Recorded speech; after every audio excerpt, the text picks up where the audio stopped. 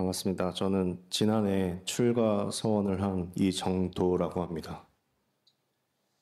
이번 이인법회를 맞아서 안암교당 교도님들께 인사드리게 되어서 반갑습니다. 많은 분들께서 제 출가 이유에 대해 궁금해 하시곤 합니다. 그럴만합니다. 동시에 늦가기 출가가 아닌가 하며 염려하시기도 합니다. 그 역시 그럴만합니다. 하지만 제 인생에 있어선 가장 이른 출가입니다. 왜냐하면 지금보다 출가하기 더 좋은 때는 없었기 때문입니다. 저는 교무님 못지않게 살아가는 부모님을 보고 자랐습니다. 붉은 동이 터오던 새벽녘마다 부모님은 아침 기도를 빼먹지 않고 올리셨습니다. 독경과 목탁 소리는 학창시절 제 기상 알람이었습니다.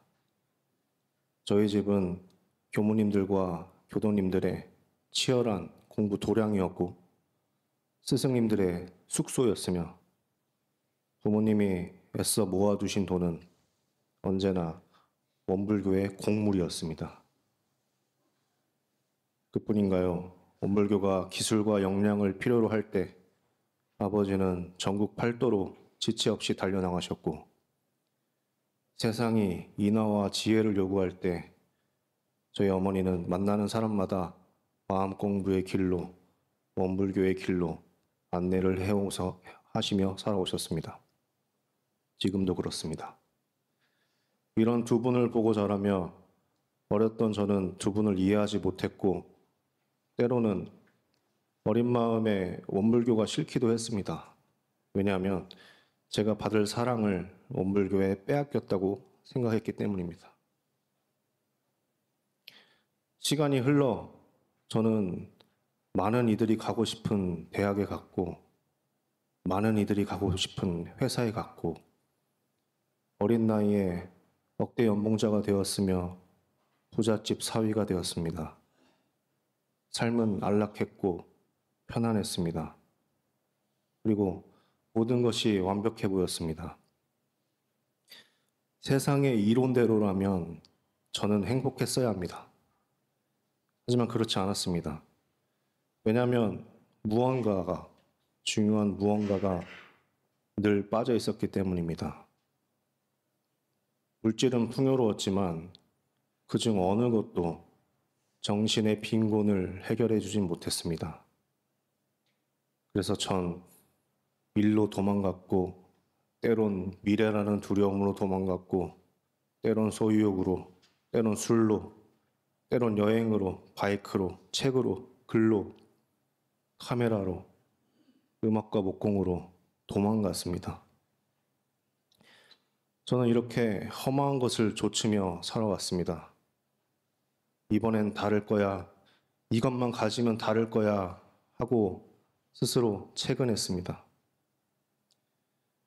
내게 이미 있는 것보다 없는 걸 받고 가까운 것보단 먼 곳을 받습니다. 어느새 삶은 이미 충만한 은혜가 아니라 채워야 할 결핍이 되었고 삶은 유쾌한 기쁨이 아니라 무거운 짐이 되어버렸습니다. 다시 시간이 흘렀습니다. 정신을 차려보니 저는 부잣집 딸과 헤어지게 되었고 많은 이들이 가고 싶은 회사를 나오게 되었습니다. 쌓아 올린 것들이 무너지고 남았던 것마저 다시 무너지길 반복했습니다. 사라져가는 것들, 아니 원래부터 내 것 아닌 것들을 넉넉히 바라보며 삶은 허무하네, 삶은 허망하네 하며 괴로움에 몸부림쳤습니다. 절망하던 그때 딱 1년만 원불교의 모든 걸 경험해보기로 했습니다. 그렇게 평생 제 숙제였던 원불교를 제 발로 걸어 들어갔습니다. 토요일은 안암교당, 일요일은 강남교당, 두 곳의 교당 법회를 매주 빠지지 않고 참석했습니다. 교당별 정정 공부방도 매주 참여했습니다. 특별한 사정이 없는 한 모든 훈련에도 참여했습니다. 그러던 어느 날 교전을 읽는데 대종사님께서 한 글자 한 글자 정성스레 쓰고 지우고 또 쓰고 지우며 제게만 몰래 보내오신 편지처럼 느껴졌습니다. 법문 하나하나가 시공간을 뛰어넘은 사랑이란 걸 알았습니다. 그리고 그날 하염없이 울었습니다. 참회의 눈물이었고 감사의 눈물이었습니다. 그러다 깨달았습니다. 제가 오랜 시간 겪은 것은 마음 난리였고 저는 마음병 환자였으며 그 원인은 제가 물질의 노예였기 때문이란 걸 말입니다. 그렇게 지난 날을 반성하고 물질을 선용하는 정신의 주인으로 다시 태어나길 진심으로 염원했습니다. 그렇게 교당을 열심히 다녔지만 갈증이 채워지긴커녕 나날이 커져만 갔습니다. 이 공부 더 하고 싶고 매일 공부하고 싶고 죽을 때까지 하고 싶었습니다. 그리고 무엇보다 이 마음 공부 잘하고 싶었습니다. 그러면서 왜 나는 대부분의 청년들처럼 일주일에 한 번 교당 나가는 것으로 만족할 수 없는지, 왜 그렇게 열심히 하는데도 갈증은 여전한지 오랜 시간 고민했습니다.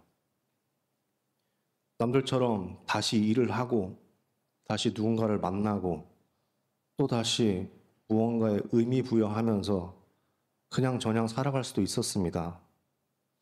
하지만 끝도 없는 윤회의 쳇바퀴를 지난 삶과 아무런 차이 없는 그 무의미한 반복을 다시 이어나가고 싶지 않았습니다.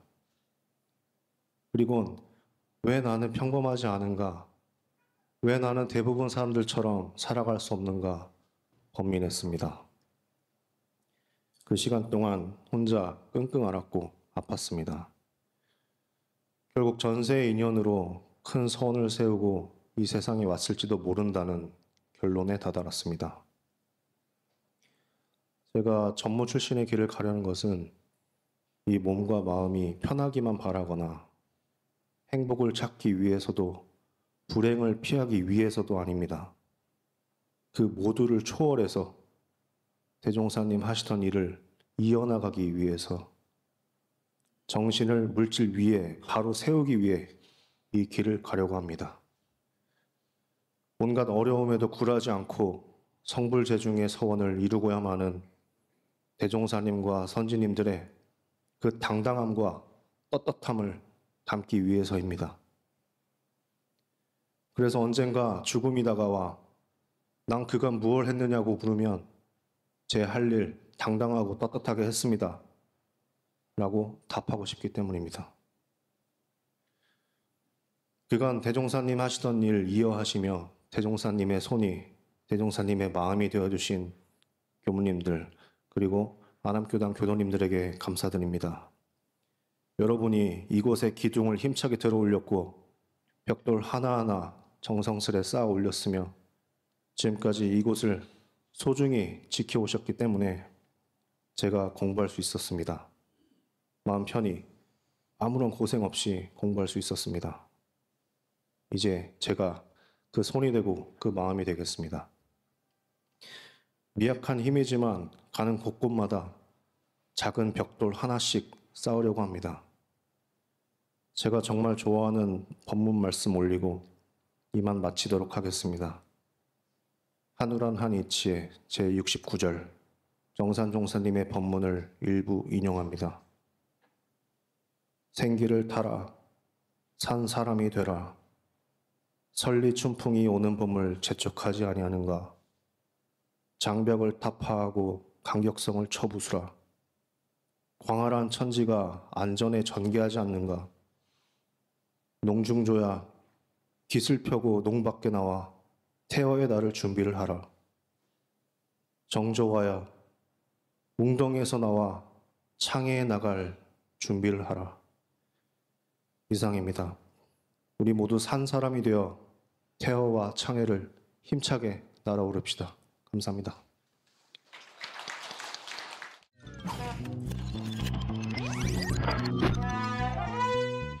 영화법회 감상담을 하라고 갑자기 얘기하셔가지고 제가 순간적으로 좀 고민을 많이 했습니다. 이걸 제가 하는 게 맞는 건지. 예, 제가 방송반 진행하면서 좀 실수도 많이 해서 예, 좀 약간 좀 트라우마도 있고 또 저보다 더 많이 영화법회 보신 교수님들이 많으신데 제가 하는 게 맞을까 살짝 고민했는데요. 그래도 염탐님께서 부탁하신 그 의미를 생각해서 제가 하기로 해서 짧게 준비했습니다. 제가 한강교당으로 옮겨온 후에 다른 교당과 가장 큰 차이점 중에 하나가 영화법회였습니다. 법회 시간에 영화를 보고 영화 속에서 교법을 설명해 주시는 영화법회는 하나의 큰 문화적 충격이었습니다. 대부분의 교당이 교무님의 입담에 의지하는 설교로 제가 교당 다니면서 많이 봤는데요. 백문이 불여일견이란 말처럼 영상으로 보여주는 시각적 효과는 단연코 효과적이었습니다. 여러 영화들을 보면서 과거에 제가 봤던 영화도 나오고 또 못 본 영화도 새로 접하면서 여러 가지 감정과 생각이 들었었습니다.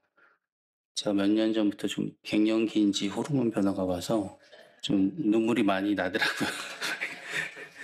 그래서 이런 변화가 가능했던 이유를 생각해 보니 물론 법당 시설이 좋아서 가능하기도 했지만 매달 영화를 선정해 설교에 적합한 영상을 준비하시고 법문으로 이어주시는 이산 한덕천 교감님의 열정과 노력이 있었음에 속으로 감탄하고 깊은 감사의 마음이 들었습니다. 원불교를 저희가 보통 불교를 시대화, 생활화, 대중화하였다고 말하는데 실제로 제가 교당에 와서 봤을 때 이거를 매번 체험하기는 쉽지 않은 것이 현실입니다. 교당에서 진행하는 교화 자선 활동을 하다 보면 한 달 한 달이 금방 지나가곤 합니다. 이런 상황에서 영화라는 대중적인 영상 매체에서 다루는 다양한 이야기를 통해서 대종사님의 교법이 어떻게 우리의 삶에 적용되고 응용될 수 있는지 보여준다는 점에서 저희 원불교인이 생활 속에서 어떻게 교법을 실행하고 어떻게 살아가는가에 대한 좋은 이정표가 되어 주었습니다. 대종사님께서 수행품 23장에서 말씀하신 대로 사서삼경이나 팔망대장경 그리고 나아가 원불교 교전만이 경전인 줄로 알지 말고 현실에 나타나 있는 큰 경전을 알아야 하겠습니다. 만일 참다운 정신을 가지고 본다면 이 세상 모든 것이 하나도 경전 아님이 없다고 하셨는데 영화법회의 법설은 바로 그 신뢰를 보여주신 것입니다. 그동안 영화법회를 봤던 저희들로서는 그저 영화법회가 참 좋았어 라고 그 정도로 끝나서는 안 될 것입니다. 영화법회가 대종사님이 말씀하신 큰 경전을 발견하는 한 방법임을 깨닫고 큰 경전을 발견하기 위해 참다운 정신을 가지도록 저희도 노력해야 할 것입니다. 대종사님 말씀대로 일과 이치를 밝힌 경전만 배울 것이 아니라 그 일과 이치가 실생활에서 끊임없이 진행되고 있으니 이를 통해 시비선악의 많은 일들을 잘 보아서 옳고 이로운 일은 취하여 행하고 그리고 해될 일은 놓으며 또는 대소유무의 모든 이치를 잘 보아서 그 근본에 깨침이 있도록 해야 할 것입니다. 개인적으로 매달 당연히 진행될 줄 알았던 영화법회가 갑자기 마지막이라는 소식에 무척 놀랐습니다. 마지막 주 이제 좀 편할까요? 예, 되게 매우 좀 서운했고요. 모든 일의 시작과 끝이 있지만 갑작스레 온 마지막이라는 것이 무척 아쉽습니다. 하지만 제자된 도리는 받기만 하는 것이 아니라 스승님이 끼쳐주신 은덕에 만에 하나라도 보다 보은하는 것이라 생각하고 저의 역할을 찾아 계속 노력하고자 다짐합니다. 단연코 제 인생법회였던 영화법회를 진행해 주신 이산 한덕천 교감님께 다시 한번 진심으로 감사를 드립니다.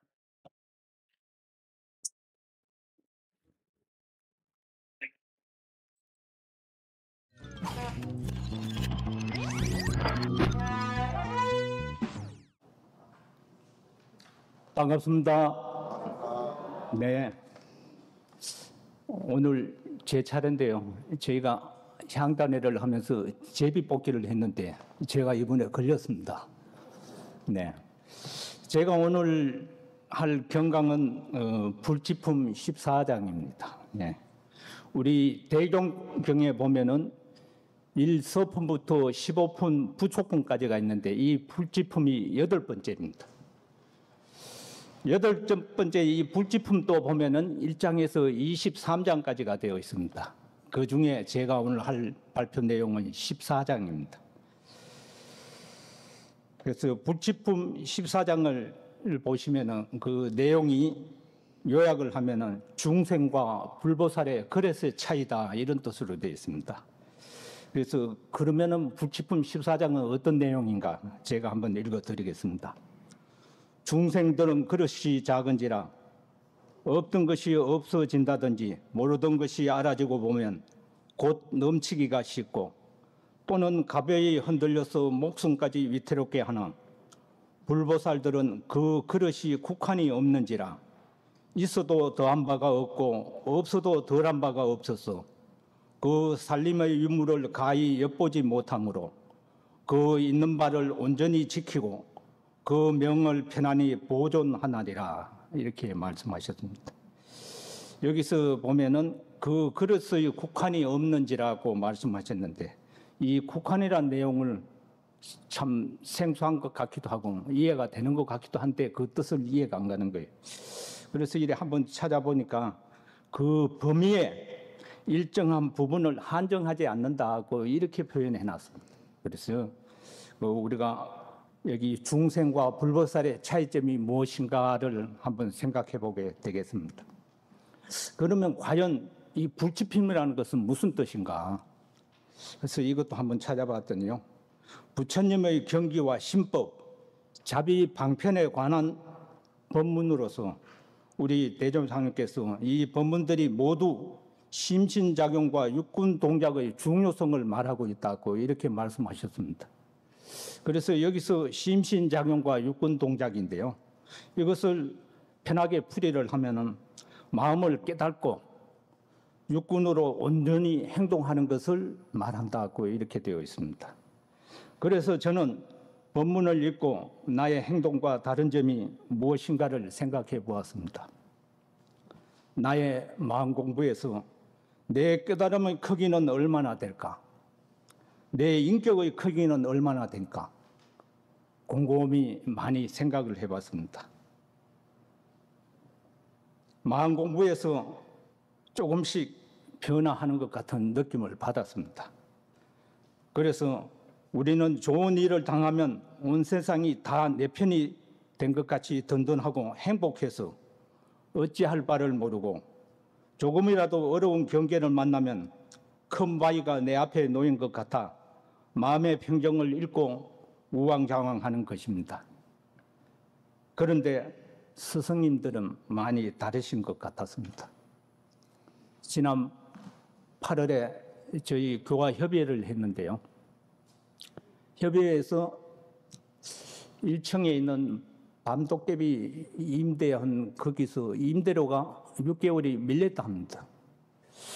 야, 우리가 임대 사업을 하다 보면은 6개월까지 밀리면 문제가 있겠다. 이걸 빨리 받아야지. 그래서 그러면 제가 가서 밤도깨비 사장님한테 이야기해서 받아내겠습니다. 이렇게 이야기를 했어요. 그랬더니 우리 교무님께서 아니다. 본인이 가서 받아내시겠다고 이렇게 또 이야기하시는 거예요. 이 돈 받아내기가 쉽지 않는데 교무님이 가서 무슨 말씀을 하셔서 받아내실까 약간의 걱정이 되었습니다. 그래도 교무님이 그 밤도깨비 사장님을 여러 번 만나 뵙고 이야기를 해봤기 때문에 한 게 낫겠다 하길래 그러면 교무님 하십시오. 저는 그러면 마음이 좀 편안해지겠습니다 하고 넘어갔어요. 그리고 한 3주가 지나고 나니까 밤도깨비에서 돈이 입금되었다고 1,800만 원이 입금되었다고 연락이 왔어요. 저는 그래서 이야 우리 교무님이 가셔갖고 어떻게 말씀하셨길래 저렇게 빠른 시간에 내 돈이 들어왔는가. 사실 한 몇 년 전에 또 한 8개월 이상 일에 밀려가고 그때는 여러 번 찾아가서 좀 싫은 소리도 하고 이렇게 받아냈거든요. 그래서 이것을 생각하면서 여기서 확실히 이 중생하고 볼살의 차이가 나타나는구나 하는 걸 느꼈습니다. 네. 그래서 작은 그릇으로 큰 그릇을 가름하자니 어려울 수밖에 없고, 잠시 눈을 돌려 세상을 바라보면 우리 유명 정치인이나 경제인, 연예인들 중에는 한편의 중생심 발현으로 모든 것이 일거되는 경우가 종종 있는 것을 보았습니다. 우리가 뉴스에도 많이 나오지 않습니까? 유명한 사람들이 뭔가 자기 마음에서 야차 실수를 해서 그 실수를 빌미로 지금 저 큰 집에 들어가 살고 있는 분들이 종종 있지 않습니까? 그런 걸 이를 보았을 때, 이 중생심 발현이 참 깊이 생각해 보아야 된다는 것을 다시 한번 느꼈습니다. 사람의 지위가 높아지고 유명해질수록 특히 없던 돈과 권리가 생겨날 때를 조심해야 한다. 돈을 손용할 줄 모르는 사람에게 돈이 많이 생기는 것은 행운이 아닌 불행의 시작일 수 있다. 권리도 마찬가지다. 지금은 밝은 세상이기 때문에 권리를 잘못 쓰면 권자에 오르기 전보다 훨씬 더 괴로운 삶을 살 수 있다. 그야말로 패가 망신하고 자신의 뜻과는 상관없이 세상을 등지고 살아야 한다. 제가 얼마 전에 꿈을 꿨는데요. 저희 한 30년 전에 돌아가신 할머니가 꿈에 나타나셔 저한테 좋은 이야기를 하시더라고요. 그래 아침에 일어났습니다. 우리 가족들한테 전혀 이야기를 하지 않고 그날 회사 가서 일을 하고 돌아오는 길에 복권집에 들렸어요. 이야, 오늘은 행운이 있겠다. 그래서 복권을 한두 장 산 것도 아니고 그금을 들여서 한 3만 원을 주고 샀어요. 3만 원을 주고 사면 번호가 5, 6, 30개가 일이 나와요. 이 중에 한 개만 걸리면 나는 행운이다. 이렇게 생각하고 탁 갖고 있었는데 그 주 토요일 날 저녁에 복권 당첨 발표를 할 때 그 집에 내놓고 그것도 가족 모르게 혼자 체크를 했어요. 어떻게 됐을까요? 참, 그 순간이 굉장히 제 마음이 두근두근거리고 막 뛰었어요. 이야, 나에게도 이런 행운이 오겠구나. 했는데 이 30개를 다 풀어보니까요. 맨 꼴찌 5등짜리가 딱 한 장 걸렸어요. 다 떨어지고. 그러고 돌아나서 굉장히 좀 허망했어요. 이야, 이거 쓸데없는 큰 욕심을 부리다가 내 마음에 상처만 남는구나. 이런 생각을 하고 다음부터는 복권을 다시 사지 말아야지. 이런 생각을 하고 돌아섰습니다. 우리 정산종사님 법어 엄기편 57장을 보시면 사람이 선악한 업을 지을 때 중생은 명예와 권리와 이욕으로서 하고 불보살은 신념과 의무, 자비로서 하므로 불보살에게는 참된 명예와 권리와 이익이 돌아오고 중생은 실상 없는 명예와 권리 이욕에 방황하나니라 이렇게 말씀하셨습니다. 그래서 다음부터는 방황하지 않기 위해서 쓸데없는 데는 생각도 하지 말고 행동도 안 하기로 마음먹었습니다. 거룩과 인격에 대한 미움은 일반적으로 심심찮게 거론되고 있습니다.